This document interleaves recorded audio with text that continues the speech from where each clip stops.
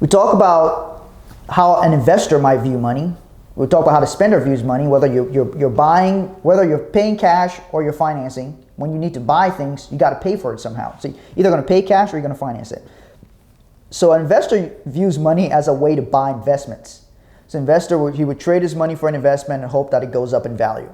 So every investment, depending on what type of investment it is, exposes to some risk. And depending on your gains, cost them taxes. So for example, in your retirement account, for those of you who have retirement accounts, every time a retirement account goes up, guess what's happening in there that you're not factoring? Yes, your money's gone up, but something else is happening. The share of taxes, the share to Uncle Sam has also gone up. Because if I have $100,000 and that grows into $1 million, and I go to try to take my money out of a retirement account, guess what? I have to pay taxes on that $1 million. So Uncle Sam didn't help me grow that money, but they take a piece of it. So you have a partner inside of your retirement account. I won't spend too much time on that, but I will talk about understanding risk and why it may make sense to grow your money without taking on a lot of risk, where you can still compound and grow your money without losses. So imagine you have $100,000 that you invest, and your investment goes up by 10% in the first year, and in the second year it goes down by 10%. Are you back to where you started? Do you have the 100,000? You went up 10% and went down 10%.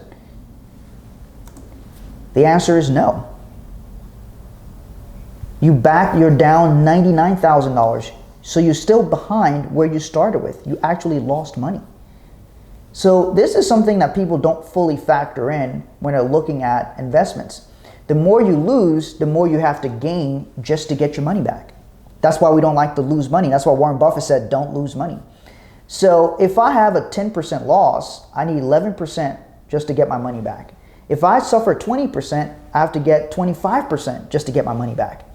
See, so when you factor in the impact of losses, it impacts your wealth. So if I lose 40%, I need 67% gain just to get my money back. Well, if you have your money in an investment account and you lose 40% of that money, how do you feel about that situation? A lot of times people feel like they become risk averse. They're like, damn, I had $1 million, I lost 400,000. Now I got 600,000. That's a big impact. So now they're scared. So losses tend to make people scared over time because it hurts when people lose money.